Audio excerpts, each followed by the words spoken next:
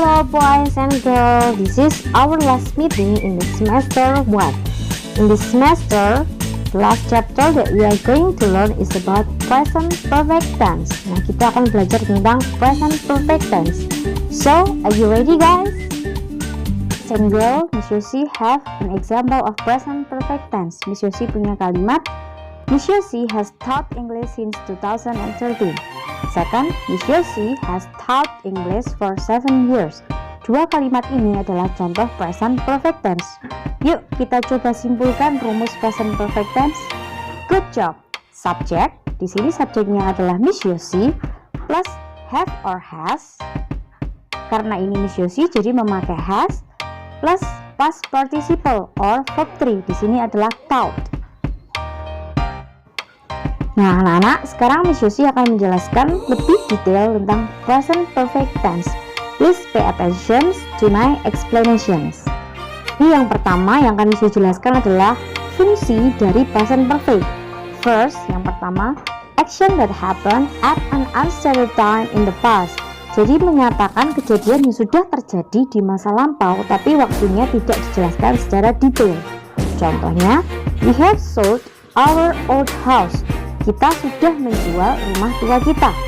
Second, yang kedua, recently completed action digunakan untuk menyatakan kejadian yang sudah terjadi. Contohnya, Mary has laid the table. Tiga, action that started in the past and are still continuing in the present. Kejadian yang mulainya sudah lalu tapi masih berlangsung sekarang. Contohnya, I have lived here since 2007. Yang terakhir adalah ada keterangan today, this morning, afternoon yang berarti kejadiannya itu masih belum selesai saat kita berbicara. Contohnya, he has written 5 Christmas cards today.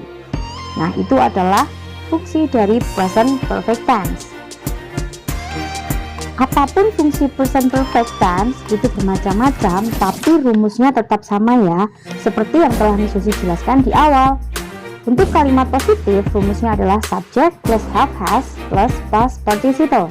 Dan untuk mengubahnya menjadi kalimat negatif, anak-anak tinggal menambahkan kata not setelah has atau have. Dan untuk menjadikan kalimat tanya, anak-anak tinggal memindahkan have dan has menjadi kata pertama. Nah, ini adalah contoh kalimat positif, negatif, dan questions dan kalimat tanya. Anak-anak perhatikan, anak-anak memakai have saat subjeknya I, you, we, dan they. Dan he, she, it, anak-anak harus menggunakan has. Perfect tense juga digunakan untuk menyatakan experience atau pengalaman. I have been to France. Dan yang kedua, bisa second, change over time. Jadi di sini menyatakan bahwa ada perubahan seiring berjalannya waktu. Contohnya, you have grown since the last time I saw you. And the third is accomplishments atau pencapaian. Our son has learned how to read. And the fourth is an uncompleted action you are expecting. Kejadian yang belum selesai yang kamu harapkan. Contohnya, the rain has not stopped. And then the last is multiple action at different times. Jadi kejadian yang berulang-ulang dalam waktu yang berbeda.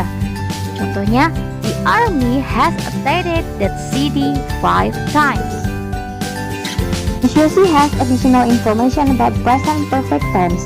Dan tambahannya adalah present perfect tense ciri-cirinya biasanya menggunakan kata for dan since.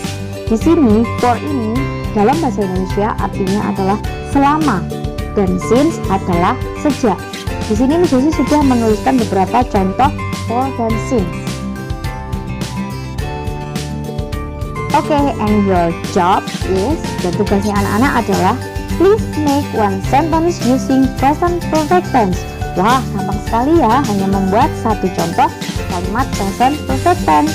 If you have any questions, please ask me. Thank you for watching.